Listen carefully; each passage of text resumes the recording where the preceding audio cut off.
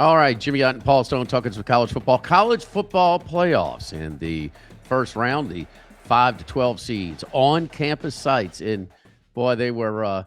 Don't let those. I'm sorry, Ohio State fans, but I know you won the national championship. You got the best team, got the best program running right now, but that was a poor showing last year. As with way too much orange, I would have to say in the horseshoe that was the highest percentage of visiting fans in your stadium. They weren't happy about losing to Michigan 4 years in a row, but they went on to dominate the playoffs last year and win it all. Why I bring that up is because last year in this round, the home teams, the higher teams, so they're the better teams, supposed to be, and they are also at home. And boy, these home field, these on campus environments were awesome. How good?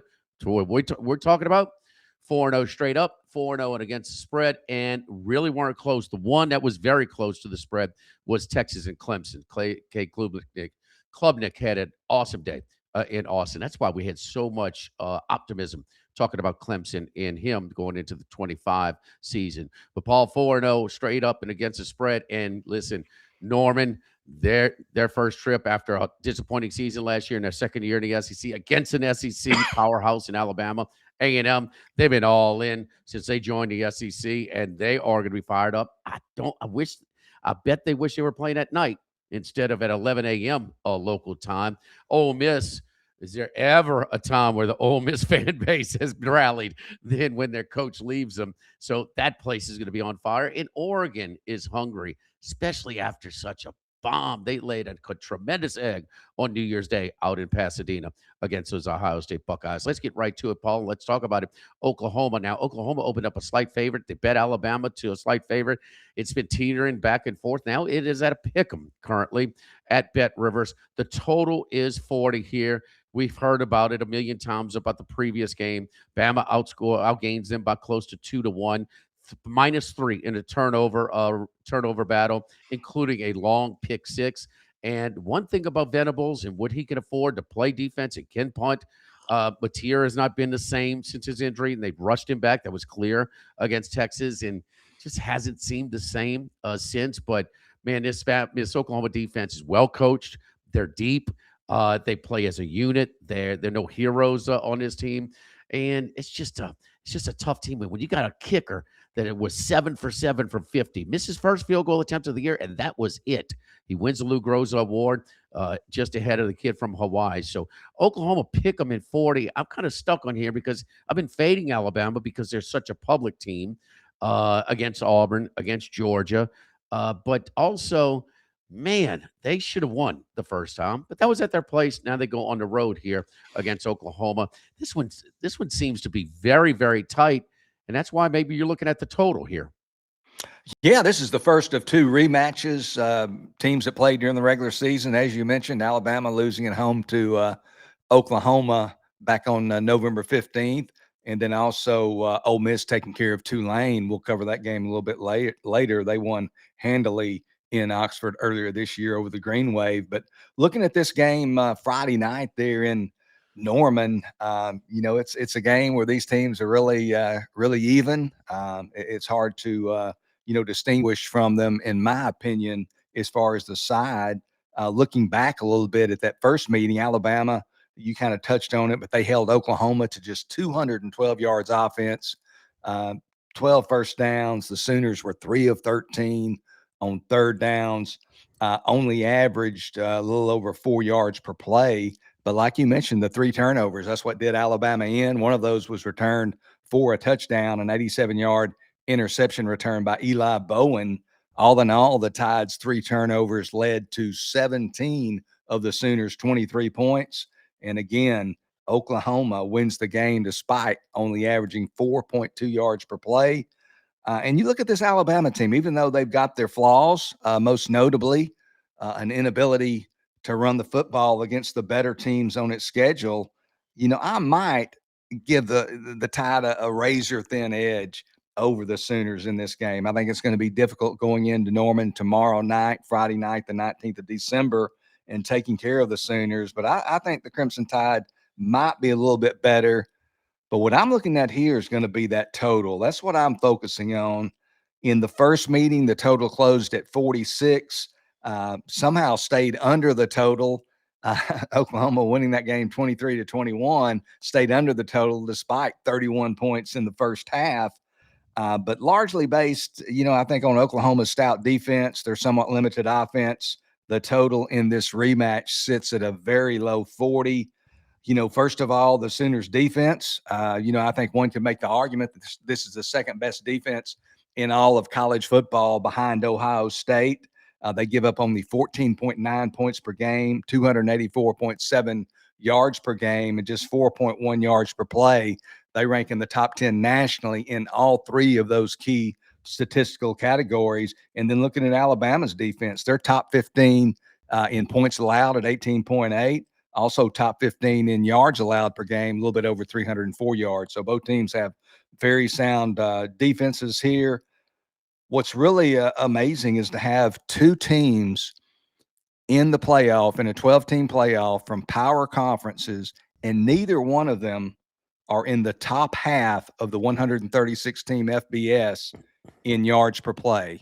Alabama's just past the midpoint. They're 69th in yards per play nationally, 5.4 yards per play. Oklahoma all the way down at 99th in yards per play at 5 yards per play. So that shows you that neither one of these offenses is particularly prolific, and both have been under machines all year. They hadn't had a total this low other than Oklahoma against LSU in that regular season finale that clinched their spot. I think it closed at 36 and still stayed under. But Alabama 10-3 to the under this year. Oklahoma 10-2 to the under. But what's kind of the clincher for me in this one, Jimmy, as I close, is tomorrow night in Norman. Not unlike many parts of the country right now experiencing high wind, tomorrow night during the window, those 3 or 4 hours of the game, winds projected to be between 16 and 19 miles per hour. And when you get over 15 miles per hour, I think that impacts offenses, especially college offenses. I think both offenses are going to be conservative. I think it's going to be difficult for either team to score, but especially the team going into the wind each quarter. I think it's going to be a low-scoring game. It's really kind of dicey when you're playing under such a low total, but I think it's going to be, if you score 20 points, I think you're winning this game. I like Alabama, Oklahoma to go under 40 tomorrow night in Norman. A few things come to mind. And for you talked about Oklahoma's low yards per play on offense, right around 100. When that's just so uncommon for a team. That for years with Lincoln Riley, they were get to the playoff when it was a 14 playoff, and they couldn't compete because they had no defense. Venable's a defensive coach. He comes over, and now it is flip-flop. They thought they had their solution on offense in Mateer, and we don't know. We can't put exactly how much, but it sure does look like he is not the same, has not been the same since that injury.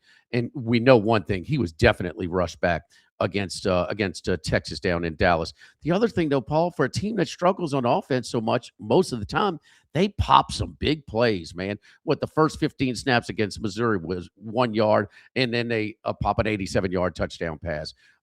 Against Ole Miss, they had like a 75-yard touchdown. Against LSU, they had 2 long ones after doing pretty much nothing for most of the game. So that's an odd part. I'm not so sure about one of your comments, though, and that is DeBoer. DeBoer, for a guy that's got all kinds of heat in a can't-win situation following Nick Saban in Tuscaloosa, he rolls the dice, man. I mean, with a short field goal, with about 2.5 minutes to 3 minutes to go, 4th and 2, he goes for it and puts it into his quarterback's hands, who struggled that night in Auburn. And, against ranked opponents, man, he's really good. Even the Pac-12 championship game, when on their way to the national championship against Oregon, I thought he clearly outcoached Cristobal in that game. So just a lot of landing, rather, but a lot of DeBoer, I think he's immune to some of the pressure around him sometimes, the way he is a risk taker. And the other thing is, when they flash up analytics, say, how can you have the same analytics chart for Oklahoma's kicker and anybody else's kicker? We saw Michigan, John Harbaugh, take a kind of a settle for field goal approach on his way to winning a national championship. That game against Illinois, where they were down 7 late, kicked a field goal, kicked another field goal, kicked 3 field goals in the second half to win by 2 the week before they played Ohio State. So a lot of things to go there. So I do think Venables will play close to the vest, though, and run the ball. And both teams have really struggled running the ball. Jam Miller's been upgraded to questionable. Cuevas as well. They're tied in, so we will see. The one thing I will not overreact to the last thing I saw in the recency bias in Alabama looking so poor against Georgia. So that was kind of a circle game for the Georgia Bulldogs. But I can't give you either side on this one. It's a tough game. But I appreciate, Paul, last time you getting all those dogs to bark at me from Athens, Georgia. But I just don't think an SEC team is going to win the national championship this year. I think it's going to be another year where they don't come home with the whole thing. College football bowl season, bet and get players who place a college football bowl game wager of at least $10 will receive a a 50% profit boost for any bowl game. Offers available once per day of a bowl game. See the app for more details. Let's go on to the next one, Paul, and 11 a.m. So the early game is going to be the most, the best matchup. There's coaches that whine in the SEC about not having enough night games at home. So they definitely think it's an edge. So I'm not so sure. As excited as the A&M fans are of being in the playoff, and they should be, they've had a great season. 11 a.m. local kick instead of at night. I don't know about that. A&M at Bet Rivers right now is 3.5 and 48.5 over Miami. Miami here, the last team in. I usually like to follow back the last team in, whether it's the basketball tournament, the football tournament. I guess one of the first ones in the 14 was Ohio State, who leapfrogged TCU in Baylor on that last week when Cordell Jones lit up Wisconsin in the Big Ten championship game. And boy, they were dominant against Alabama and Oregon, both winning outright as dogs in those two games, covering as well. Miami, we don't have to get about their talent. Their talent is deep. The new era of roster building, they are one of the heavyweights. There's no doubt about that. What concerns me here, because I like Miami, and Paul, you do as well, but Beck. And, which Beck are you going to get? He has been inconsistent over the course of his career. The one thing that I like in A&M, what makes him tick a lot, is Marcel Reed and his leg. He is a true dual threat. He has improved so much as a passer. He understands touch, accuracy. He's gotten a lot more accurate. Now, he isn't perfect. First half against Mississippi State wasn't good. Certainly the first half against South Carolina was a nightmare. But for the most part of the season, he's been really good, one of the most improved quarterbacks in all of college football. But his legs are really, really special. Miami has really shut down running quarterbacks this year. I mean, it is very, very little production. And I understand the sacks are included in the rushing statistics in college football, but I think the matchup here, I like how Miami got in late. I like that it's at 11 a.m. Don't worry, there won't be an empty seat in the house. I get that. But 3.5 on the road, I think it's a live dog here at the Canes. I know you do as well, Paul. Yeah, that 11 a.m. Central kickoff time, definitely an advantage for Miami. But you mentioned, I think, the home team's dominance last year in the first round playoff games, going 4-0 straight up and 4-0 against the spread. So we're bucking that trend here. But like you, there's a lot of things I like about this Miami team in this matchup.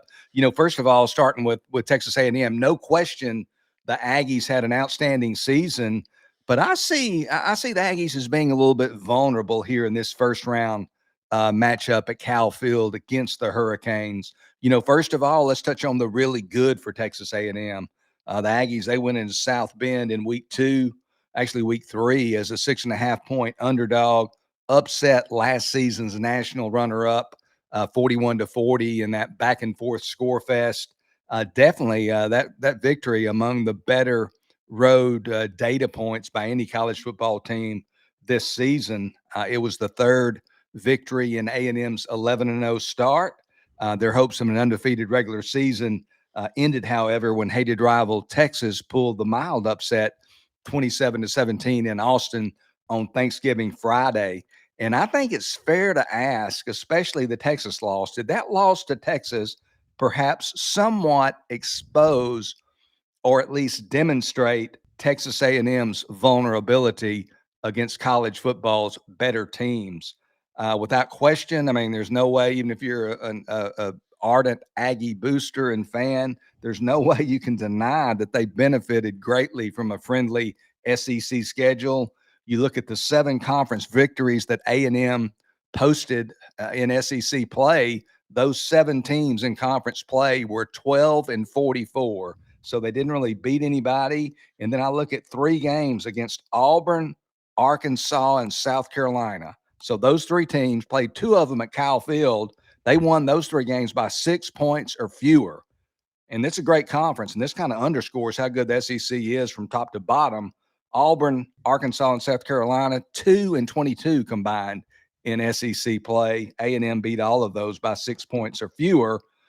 You look at this Miami team, they started out obviously strong out of the gate, maybe had the best September of any team in college football, defeated Notre Dame, South Florida, and Florida when they were a little bit healthier.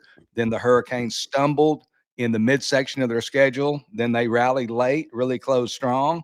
And I'll add this point too, and I think this guy could be the difference. First of all, looking on the other side, Texas A&M's Casey Concepcion. I mean, this guy won the Paul Horning Award as the nation's most versatile player. He can obviously, he's a great receiver. He can run the football, exceptional in the return game.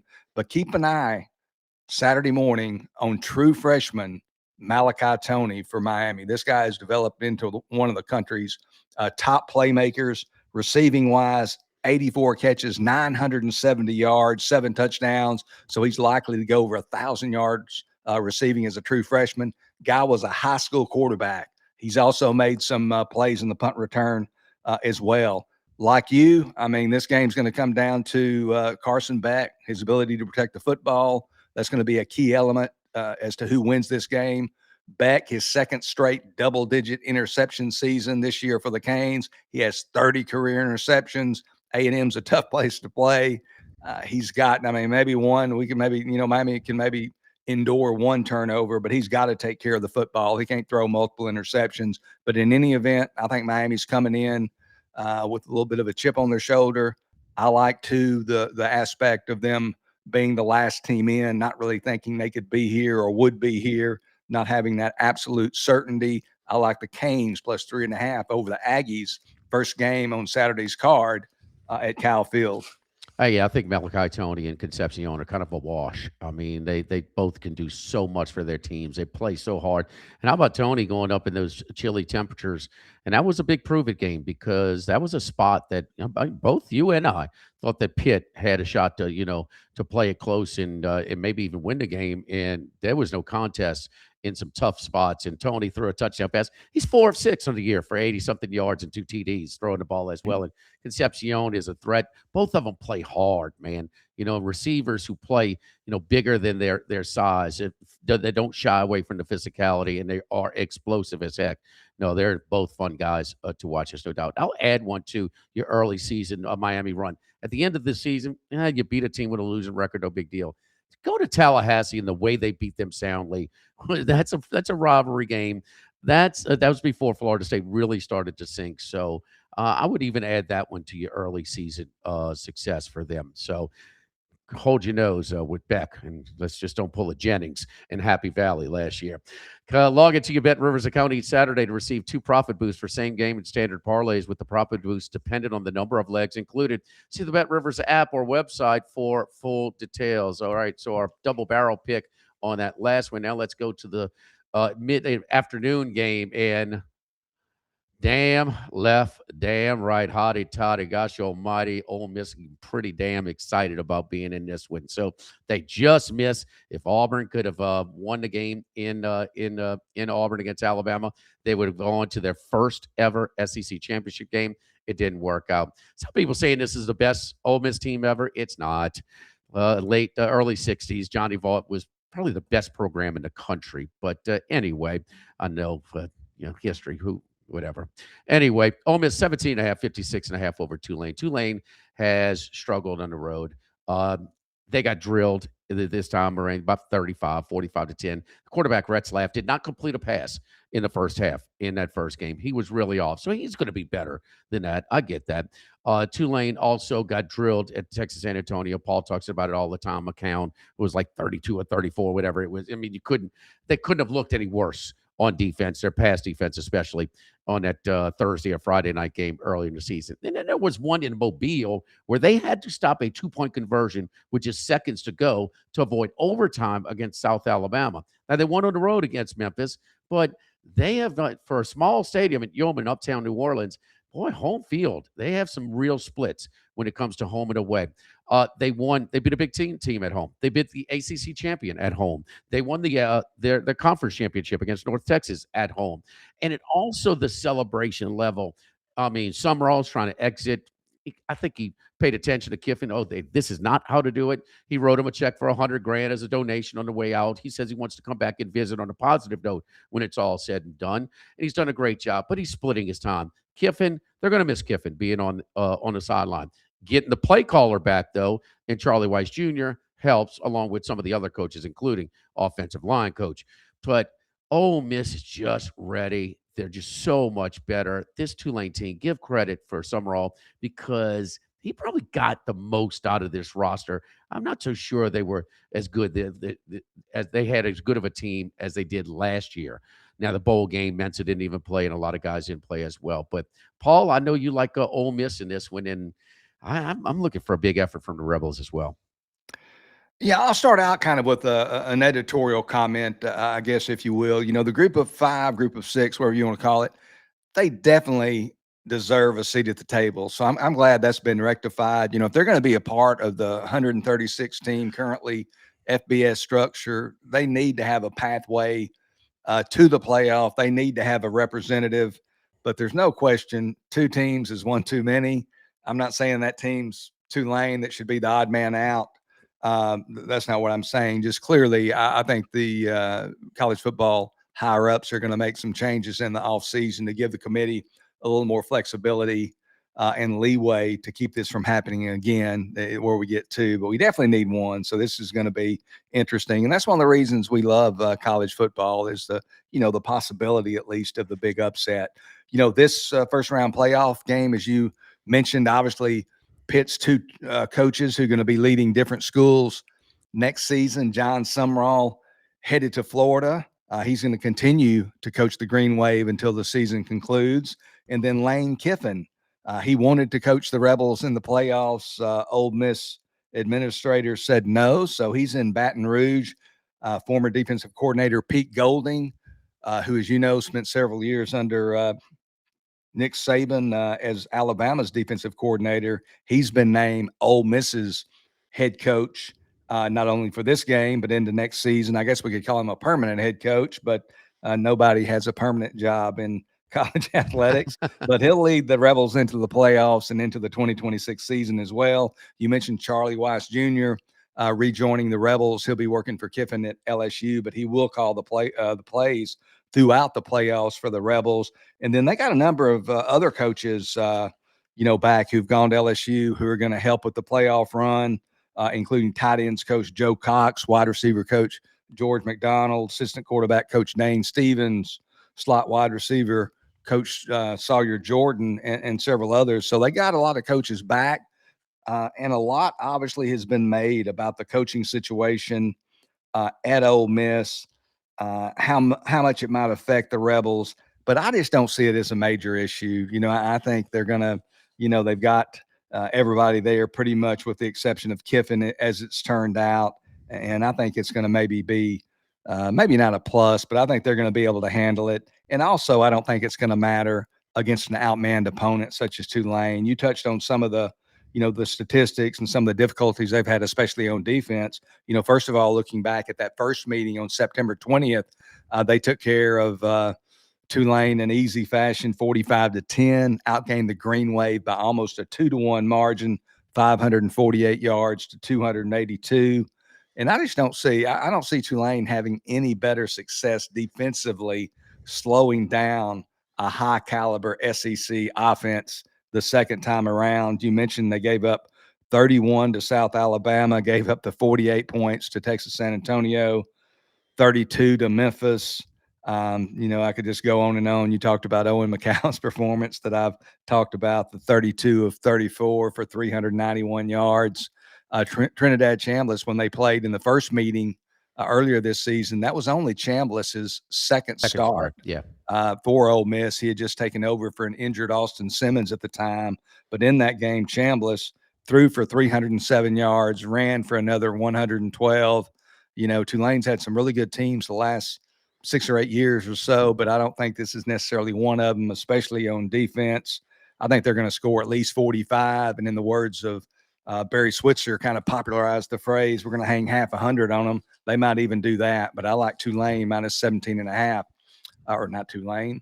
Tulane's the team I don't like. Come on, Ole Paul. Miss. I like Ole Miss minus 17.5. I'm getting confused here. Ole Miss minus 17.5 over Tulane Saturday in Oxford. The Grove will be popping. Keep in mind, too, the 45-10 final score, it was worse than that. Tulane scored with just 3 minutes to go. Retzlaff finished with 56 yards passing for the game. It was ugly, man. They called the dogs off.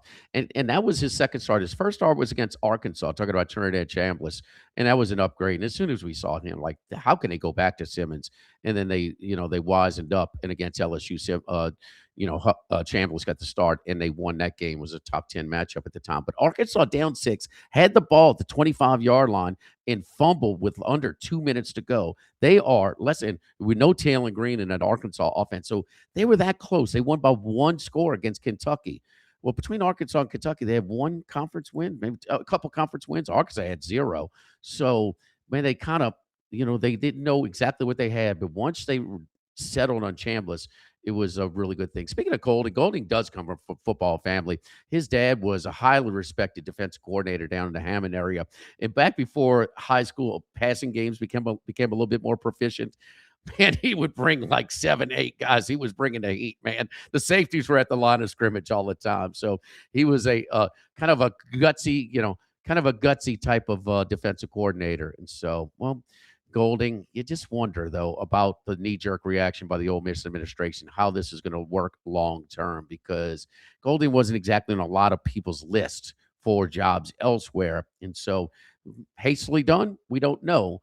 But this is the biggest game since the early 60s for the Ole Miss Rebel football team. Let's get to the last one. And, Paul, I got to ask you, though, your power ratings and just a Tulane or James Madison neutral feel right now, who would be the favorite? I think it would be very close. Would James Madison actually be favored? I know that Tulane was ahead of James Madison in the committee polls, so they would have gotten in if they would only taken one. Had Virginia won their conference championship, and finished with a high enough ranking. But did you have? I know it's close, but who would you have as a favorite?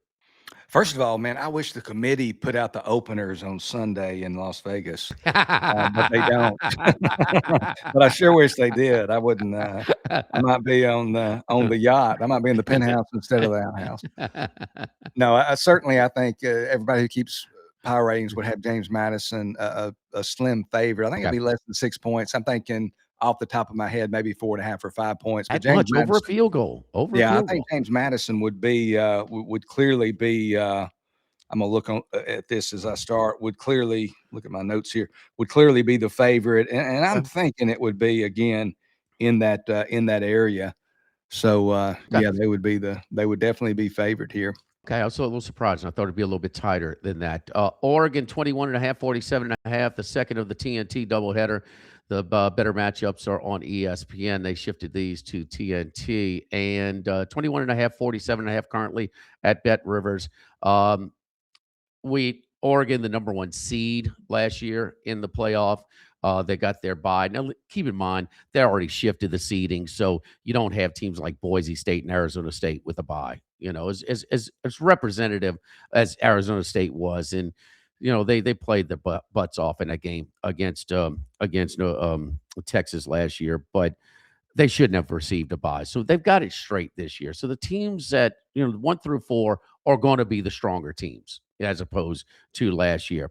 But Oregon, can you get that out of your head where that game was basically a pick 'em? I think it was 1.5, 2, either way. Maybe Ohio State went off as slightest of favorite, but they were just so bad. It's 35-0 before your seat is warm. I mean, that every workout in the offseason, the staff, I don't know, the rosters have a lot more turnover in personnel from year to year, but there's a lot of players on this team that were on that team last year, and they've just been thinking about that, and it's been on their mind forever.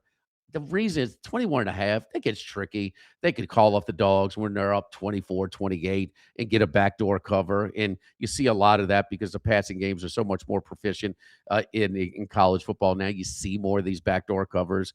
It used to be more prevalent in the pros, but I just expect a really strong start because I just think their preparation, I think their key because of last year is going to be it. So I don't want to look at the 21 and a half. I'm going to look at the first half line, and that's 11 and a half. So I think that's more palatable. I think that's where they definitely nobody's calling off any dogs till you get to halftime. It's never been done. But I like what happened last year, the carryover effect, creating so much focus, so much preparation, and being on time in the comfort of Outson Stadium, which it's not the biggest stadium in the world, but it is one of the better home field values in all of college football. All of that put together against James Madison's lucky to be here. I mean, happy to be here, I guess you could say. They're a good program. There's no doubt. Here's a coach that's moving on as well. But I think that 11 and a half in the first half is more the way to go, Paul. Yeah, back to what we were talking about just a minute ago before I get started here, but I was going off the top of my head on what I would have James Madison favored over Tulane, saying 4.5 or 5. Looked up quickly on my computer. Jeff Sagarin has James Madison 5.5 points higher than Tulane, and Kelly Ford, another guy who does good power ratings, has them 6 points higher than Tulane. So I like my 4.5 Okay. number. I think that's a good number on the game. So just touching on that. This game, probably of the 4 first-round matchups, has garnered the least amount of attention, I think it's safe to say. And I think that's based on some people's opinion that the outcome is a foregone conclusion. But of course, the point spread can be the great equalizer. Plus, this is the reason I think that many of us gravitate towards college football. The hope, or at least the possibility, of a monumental upset. David showing up with a slingshot and taking out Goliath. So, you always want to be there when that moment happens. I mean, I can remember Appalachian State when they were still, an FCS team beating Michigan. I think it was 2007.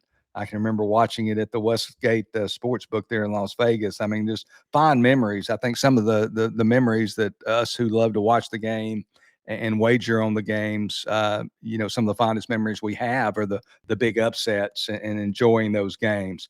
I'm not predicting James Madison's going to do that here, but it certainly gives us reason to watch and perhaps even wager at Bet Rivers on this game. On paper, Oregon appears to have all the advantages, whether you're talking about resources, personnel, or the home field advantage. You mentioned Alston Stadium, which is a relatively small stadium. It's not one of these 100,000 capacity type stadiums. But one thing about Alston is it routinely leads the country, or is near the top of the country in the decibel level. They get very loud there. I had the privilege to go to the Oregon-Washington game a few years back. So it's going to be a raucous environment. Both these teams enter with a single loss, but obviously Oregon of the Big Ten obviously faced a far difficult road to get to this point. The Ducks' schedule currently ranks 17th, according to Jeff Sagarin. James Madison's schedule only ranked 105, which is fairly predictable. James Madison, talking about their schedule, they in fact only played one top 30 team all year, that being Louisville. Traveled to Louisville to play the Cardinals in week 2. And I'll first of all say Louisville, they were hit hard by injuries the second half of the year at the running back position throughout their lineup, lost some key defensive guys, linebacker Stanquan Clark as well. They really got hit hard. But early in the year, Louisville was better football team when they had their full complement of players, and they certainly had their full complement of players when James Madison came to Louisville in week 2. James Madison ultimately lost that game to Louisville 28-14, but the game much more hotly contested than the final score might indicate. The Dukes actually led that game 14-6, 5 minutes into the second half. But Louisville, they scored on a defensive touchdown, basically a fumble return in the end zone, and then also struck for a 78-yard touchdown run in the game's waning minutes. Louisville ends up winning that game 28-14. But again, that was a little bit misleading. James Madison, very, very competitive in that game. So it's going to be interesting to me just to see how James Madison fares in all aspects of the game, but especially how their offense, led by dual threat quarterback Alonzo Barnett III, what he and that offense will be able to muster against Oregon's very stiff defense. This reminds me of a game a couple of years ago. The stakes here obviously even higher than that Fiesta Bowl when Oregon faced Liberty. But it kind of reminds me of that game. You got the established program against kind of the group of five, the up and comer, and you'll remember probably Oregon just demolished Liberty in Liberty that game. scored first, and then Bo Nixon and scored like 50 in a row. Yeah, Bo Nix, they scored consecutive possessions, quite a few consecutive possessions, won that game 45-6. I'm not saying, and I don't think that's necessarily what's going to happen here, but I'm going to go ahead and piggyback you on that minus 11.5 first half. I think that's a great betting approach to this game.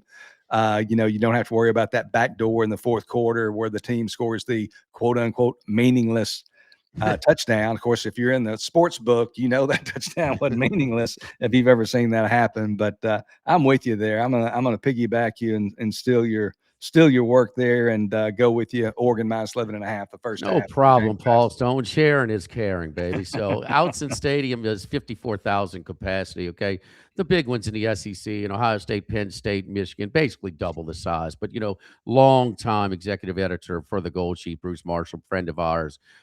We had our home field values anywhere from 1 to 5. Outson Stadium was always a 5.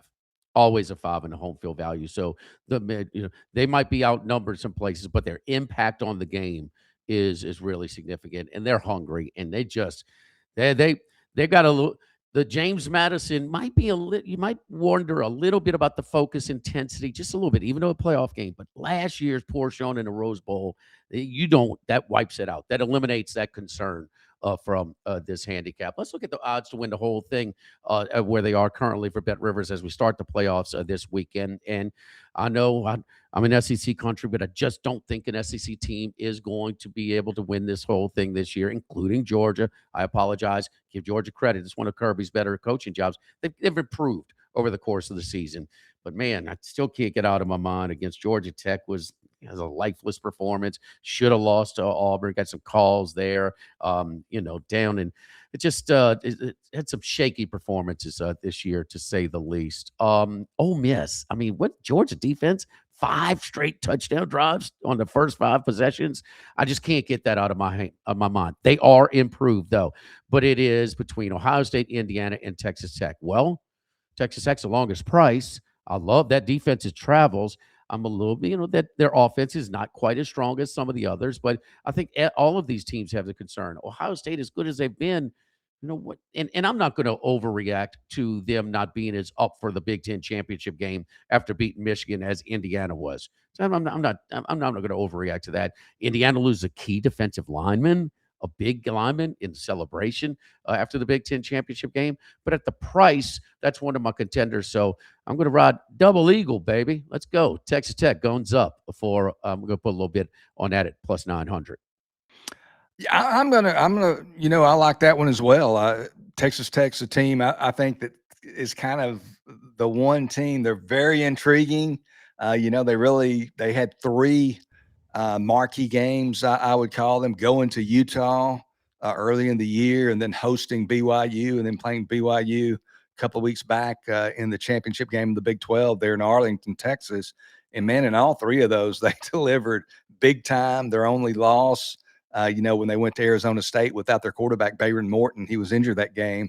But if Morton stays healthy, which he has an injury history without question, but if he can stay healthy, and another big if, there's some hope and thought that they'll get back their defensive tackle, Skylar Gill-Howard, who's been a big-time player early in the year before his injury. He's not going to be able to come in and play. Big guys can't play that many plays anyway. They're not going to play all the defensive plays. He's not going to play 75 plays a game. But if he can give them some presence and some number of plays in maybe their final 2 games, should they proceed and advance that far in the tournament, man, it would be a big boost for Texas Tech. But this is a scary team. I just think they're kind of back there lurking in the shadows. Not too many people thinking about them. I actually don't make a ton of futures bets, but I did in mid-October. Took Indiana plus 800 and Texas Tech plus 20-1 plus 2,000. So, but I'm with you here too as well. Even at this point, as the 12-team tournament starts, I just think this Texas Tech's a team that might have a little bit more balance and a little bit more ability to compete with the sports upper echelon than some people are thinking. So I like the Red Raiders at that price as well. College football, your history is baked into these odds. There is no doubt. And, this is a program that won its first outright conference championship in 70 years or so. And, when it went into Big 12 this year. So they're a newbie. They're sort of unproven. It's their first playoff game. They had been to a playoff, whether it's a 2-team, 4-team, or a 12-team. So, but damn it, they are better than their history. There's no gimmicks on this team, and they are tough at the line of scrimmage and so good at all levels of defense, and they're well coached. They don't just run into people. They hit and they wrap up. They block and tackle. Are we going to be doing it? And look, you definitely want to tune in here on the College Sports Rush YouTube channel because for these minor bowls, because we help do a lot of the research for you on who's out and who's not as far as the key players in a lot of these minor bowls. I know it can be a headache. It takes a lot of work, but we'll do that for you, trying to get that information to help shape your handicap. And for Paul Stone, I'm Jimmy Ott on the College Sports Rush YouTube channel, brought to you by our friends at Bet Rivers.